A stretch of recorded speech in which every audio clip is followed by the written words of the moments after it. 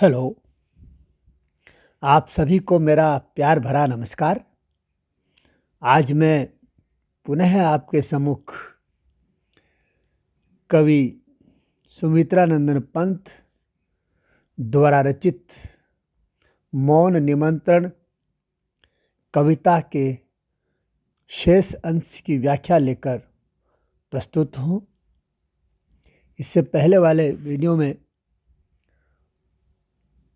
द्रुत झरो, प्रथम रश्मि जैसी कविताओं की व्याख्या प्रस्तुत की थी। उनको जानने के लिए आप वीडियो के भाग 1 से 4 तक को सुनें और इस वीडियो में मौन निमंत्रण का अंतिम भाग आपके सम्मुख रख रहा हूँ। बिना देर किए अपनी बात शुरू करता हूँ। क्या कह रहे हैं कवि, देखिए। स्वर्ण सुख श्री सौरभ में भोर, विश्व को देती है जब बोर, विहग कुल की कल कंठ हिलोर, मिला देती भूनभ के छोर, न जाने अलस पलक दल कौन, खोल देता तब मेरे मौन। खोल देता तब मेरे मौन। जरा पहले कठिन शब्दों की व्याख्या देख लें। स्वर्ण का अर्थ है सोने के समान, सुनहली। बोर का अर्थ डुबोया। विहग कुल पक्षियों का समूह। अलस यानी आलस्य से भरी हुई। इन पंक्तियों का जो प्रसंग है वो इस प्रकार बनेगा। प्रस्तुत काव्य पंक्तियाँ छायावादी कवि सुमित्रा नंदन पंत की मौन निमंत्रण शीर्षक कविता से ली गई हैं। इसमें पंत जी ने सुबह का समय और उसके माध्यम से अपनी रहस्य भावना की अभिव्यक्ति प्रकट की है। इस अभिव्यक्ति में उषा काल का सौंदर्य तो साकार हुआ ही है, कवि की मनोगत रहस्यवादी जिज्ञासा वृत्ति भी स्वतः स्पष्ट हो गई है। और इसी प्रसंग में कवि कह रहे हैं, जब प्रातःकाल में उषा समूचे संसार को सुनहली आभा, सुख, शोभा और फूलों की सुगंधी में डुबो देती है, पक्षियों के समूह के सुंदर कंठों से निकली हुई स्वर लहरियाँ चारों ओर इतनी जोर से सुनाई देती हैं जैसे उन्होंने आकाश और पृथ्वी के छोर को मिला दिया हो। तब न जाने ऐसी स्थिति में मेरी आलस्य से भरी हुई पलकों को चुपचाप आकर खोल देता है। कवि के कहने का मतलब यह है कि जब प्रातःकाल हो जाता है तो चारों ओर प्रातःकालीन अपार सौंदर्य दिखाई देता है। शोभा, सूर्य की किरणों के कारण शोभा बिखर जाती है। पक्षियों के चहचहाने से सारा वायुमंडल सुरीले स्वरों में भर जाता है और उस समय ऐसे मधुर और सुंदर वातावरण में मुझे असीम सत्ता का आभास होता है, जो कि मेरे हृदय को बहुत अधिक सुख और शांति प्रदान करता है। इस पद की या इन काव्य पंक्तियों में भाषा शैली की दृष्टि से अगर विचार करें तो आप कह सकते हैं, विश्व को देती है जब बोर। इन पंक्तियों में उषा के अपार सौंदर्य की अभिव्यक्ति हुई है। इन पंक्तियों में अनुप्रास के सौंदर्य के साथ साथ मानवीकरण और विरोधाभास अलंकारों का प्रयोग भी बड़ी सफलतापूर्वक कवि ने किया है। नेक्स्ट, अगला पद, अगला छंद देखिए। तुमुल तम में जब एकाकार, ऊँघता एक साथ संसार, भीरू झिंगुर कुल की झनकार, कंपा देती तंद्रा के तार, न जाने खगोतों से कौन मुझे पथ दिखलाता तब मौन। न जाने खद्योतों से कौन मुझे पथ दिखलाता तब मौन। कठिन शब्द देखे, तुमुलतम यानी गहरा अंधकार, भीरू यानी डरपोक, कुल यानी समूह है, तंद्रा अधूरी नींद, खद्योत जुगनू को बोलते हैं। प्रसंग वही है। आप कह सकते हैं कि प्रस्तुत काव्य पंक्तियाँ सुमित्रानंद पंत की मौन निमंत्रण शीर्षक कविता से ली गई हैं। इसमें कवि ने अंधेरी रात का और उसके माध्यम से अपनी रहस्य भावना का बहुत ही अद्भुत एवं सुंदर चित्रण कवि ने किया है। कवि कह रहा है, जब घने अंधकार में सारा संसार एक रूप हो जाता है, एक साथ ही ऊँगता और डूबता दिखाई देता है, यानी जब बहुत घनी अंधेरी रात होती है, गहरी रात हो जाती है, तब ऐसी स्थिति में सब लोग नींद के अंदर होते हैं, शांत होते हैं, कहीं कोई हलचल नहीं होती है, और उस रात्रि के अंधकार से डरे हुए झिंगुरों के समूह की झनकार नींद में ग्रस्त प्राणियों को जगा देती है। तब न जाने कौन जुगनों के बहाने से चुपचाप मुझे अपने पास बुलाने का प्रयास करता है। न जाने कौन जुगनों के बहाने से चुपचाप मुझे अपने पास बुलाने का प्रयास करता है। वस्तुतः कवि ने यहाँ पर दो प्रकार की कल्पनाएं की हैं। पहले का संबंध झिंगुरों के बोलने से है। रात को झिंगुर अपने सहज स्वभाव के अनुसार यूँ ही बोलते रहते हैं, किंतु कवि की कल्पना है कि वे रात के अंधकार में भयभीत होकर चिल्लाते हैं। दूसरी कल्पना का संबंध जुगनों के निरंतर चमकने से है। वे भी अपनी प्रकृति के कारण निरंतर चमकते रहते हैं, किंतु कवि को यह स्वीकार्य नहीं है। उनकी कल्पना है कि वे विरहिणी के प्रियतम ने अंधकार में मार्ग दिखलाने के लिए भेजे हैं। वे दोनों कल्पना ही बहुत ही सुंदर, सार्थक, उचित बन पड़ी हैं, और ये कवि की कल्पनाएं जो बहुत ही भावमय हैं। इस तरह से अगर इस पद में कवि ने रहस्यवादी भावाभिव्यक्ति की कल्पना में भाव का बहुत सुंदर सामंजस्य प्रस्तुत किया है।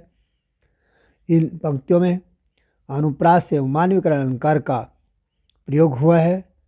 पद मैत्री एवं नाथ सौंदर्य द्रष्टव्य है। शेष अगला छंद देखिए कवि क्या कर रहे हैं।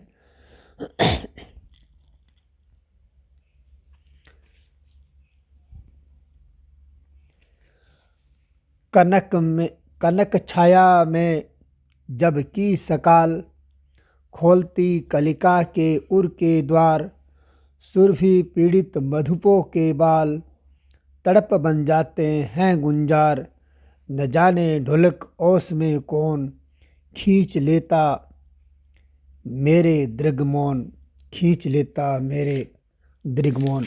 कवि प्रसंग वही पूर्ववत है कि प्रस्तुत अवतरण सुमित्रानंद पंत द्वारा रचित मौन निमंत्रण शीर्षक कविता से लिया गया है, और इसमें पंत जी ने प्रातःकालीन और संध्या काल के माध्यम से रहस्य भावना की अभिव्यक्ति की है। क्या कह रहे हैं कवि प्रातःकाल की आभा का चित्रण करते हुए कि जब कलिका प्रभात बेला में यानी कलिया सुबह के समय पंखुड़ियों को खोलकर खिल जाती हैं और उनमें एक बहुत ही मदोन्मद सुगंधित प्रवाहित होने लगती है, सबको मदहोश कर देने वाली सुगंध होती है। ऐसे रस और गंध के प्रेमी जब उस कलियों का रसपान करने के लिए तड़प उठते हैं, उनके मानस में जो तड़पन उत्पन्न होती है या तड़प उत्पन्न होती है, उसकी अभिव्यक्ति भ्रमर अपनी गुंजार से करते हैं।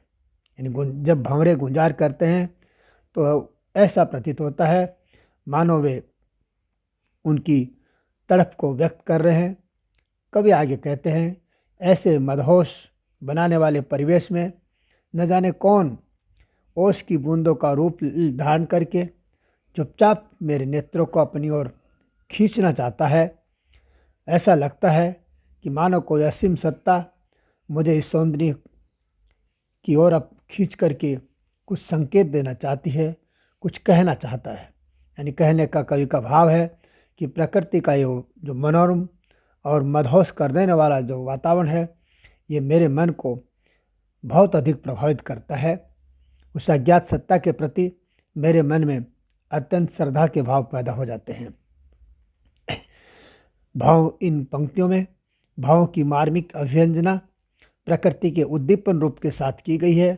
जिस प्रकार छाया का कोई वास्तविक अस्तित्व नहीं होता है, उसी प्रकार सपनों का भी कोई सार्थक अस्तित्व नहीं होता है। इसी कारण कवि ने स्वप्न लोक को छाया जग कहा है। अगली पंक्तियां देखिए इसी साथ में। बिछा कार्यों का गुरुतर भार, दिवस को दे सुवर्ण अवसान, शून्य सैया में श्रमित अपार, जड़ाता जब में आकुल प्राण, न जाने मुझे स्वप्न में कौन, फिराता छाया जग में मौन। न जाने मुझे स्वप्न में कौन, फिराता छाया जग में मौन। इन पंक्तियों का भी प्रसंग वही पूर्ववत है और सीधे हम इसकी व्याख्या की तरफ आते हैं। कवि कहता है कि दिवस का अंत होते ही अरुणिम संध्या प्रकट हो जाती है। ऐसे समय में कवि दिन भर के बोझ से मुक्ति प्राप्त करके तथा थका होकर के सुनी शैया पर लेटकर अपने व्याकुल प्राणों को शांति प्रदान करता है। कहने का भाव यह है कि जब कवि सारे दिन की थकान को भुलाने के लिए जब शाम के समय अपने बिस्तर पर लेट जाता है और गहरी नींद में सो जाता है, तब भी न मालूम कौन उसे मौन भाव से सपनों के लोक में विचरण कराता है। भाव कहने का मतलब कवि का यह है कि कवि दिन भर की थकान के कारण रात की मीठी नींद में सोना चाहता है, किंतु उसे सुख और नींद नहीं आती। वह सपनों की गलियों में भटकता रहता है। इस प्रकार इन पंक्तियों में रूपक अलंकार का बहुत ही सुंदर सार्थक प्रयोग हुआ है और कवि की जो शैली है वो छायावादी शैली है। मानवीकरण अलंकार आप इन पंक्तियों में बखूबी से देख सकते हैं और भाषा वही तत्समयी खड़ी बोली हिंदी। चलिए अगली पंक्तियाँ देखते हैं क्या कह रहे हैं कवि। न जाने कौन अय द्युतिमान, जान मुझको अबोध अनजान। न जाने कौन अय द्युतिमान, जान मुझको अबोध अज्ञान। सुझाते हो तुम पथ अनजान, फूक देते छिद्रों में गान। अहे सुख दुख के सहचर मौन, नहीं कह सकता तुम हो कौन। अहे सुख दुख के सहचर मौन, नहीं कह सकता तुम हो कौन। जरा कठिन शब्दों को देख लें। द्युतिमान का अर्थ है शोभाशाली या सौंदर्य से युक्त। अबोध का अर्थ है भोली। छिद्रों में यानी रोम रोम में। सहचर यानी साथी। अय का मतलब है। सुझाते का मतलब बताना। प्रसंग कविता का कुछ इस प्रकार बनेगा। प्रस्तुत अवतरण सुमित्रानंद पंत की मौन निमंत्रण शीर्षक कविता से लिया गया है। कवि पंत अज्ञात सत्ता के प्रति अपने भाव लोक को व्यक्त कर रहे हैं और साथ ही साथ उस अज्ञात सत्ता की प्रकाश पुंज के रूप में कल्पना भी कर रहे हैं। आगे कवि कहते हैं, पंत जी कहते हैं, हे प्रकाश पुंज, तुम न जाने कौन हो जो मुझे अबोध और अज्ञानी जानकर अनजान पथ पर चलाते रहते हो। कहने का मतलब यह है, जिस प्रकार पिता अपने अबोध और अज्ञानी बालक की अंगुली पकड़कर उसे मार्ग पर अपने साथ चलाता रहता है, उसी प्रकार तुम मुझे अबोध और अज्ञानी जानकर सदैव मेरा पथ प्रदर्शन करते रहते हो और तुम उस अनजाने पथ पर चलने के लिए मेरे प्राण रूपी बंसी के छिद्रों में फूंक मारते हो, यानी मुझे प्रेरित करते रहते हो। कहने का फूंक मारने का मतलब यहाँ प्रेरित करना है। मेरे भीतर नई चेतना का संचार कर मुझे आगे बढ़ने की प्रेरणा देते रहते हो। कवि के कहने का मतलब यह है, जिस प्रकार रास्ते में चलता हुआ यात्री संगीत के सहारे गीत गाता हुआ अपनी यात्रा के श्रम को भुलाता हुआ आगे बढ़ता चला जाता है। ठीक उसी प्रकार वह अज्ञात सत्ता मेरे प्राणों में नवचेतना रूपी संगीत भरकर मुझे निरंतर आगे बढ़ने के लिए प्रेरित करती रहती है। मेरे सुख दुख के मौन साथी, मैं नहीं कह सकता, मैं नहीं जानता कि तुम कौन हो। इस प्रकार कवि ने अज्ञात सत्ता के प्रति अपनी असीम भावना और लगाव की अभिव्यक्ति इन पंक्तियों में की है। और छायावादी काव्य की यही सबसे बड़ी विशेषता है, जो कि सुमित्रानंद पंत के काव्य में ही हर लगभग सभी कविताओं में देखने को मिलती है। और इन्हीं के साथ में हम इस पद की कुछ विशेष बातों पर और विचार कर लेते हैं। इन संपूर्ण कविता में कवि की प्रकृति और अपने विविध कठोर कोमल रूपों में उस अज्ञात सत्ता का आभास देती चलती है। उसे लगता है जैसे वह अज्ञात सत्ता मौन संकेतों के द्वारा उसे अपने पास बुला रही है। ये देख उसके मन में उसे जानने की बलवती जिज्ञासा उत्पन्न होती है। इन काव्य पंक्तियों में लुप्तोपमा, परिकर एवं मानवीकरण अलंकारों का बहुत ही सुंदर प्रयोग हुआ है। शब्दावली जो कवि की है तत्सम प्रधान एवं भावाभिव्यक्ति बहुत ही रहस्यात्मक है। संपूर्ण कविता में छायावादी शैली देखने को मिलती है। इस तरह से कवि ने इस कविता में जो प्राकृतिक रहस्यों को लेकर के, प्राकृतिक सौंदर्य को देख करके उनको ऐसा आभास प्रतीत होता है कि इस प्रकार प्राकृतिक सौंदर्य में, इन प्राकृतिक क्रियाओं में ऐसा लगता है उनको कि कोई उन्हें संकेत करके अपने पास बुला रहा है और इस सौंदर्य से अभिभूत करने की प्रेरणा देता है, आगे बढ़ने के लिए प्रेरित करता रहता है।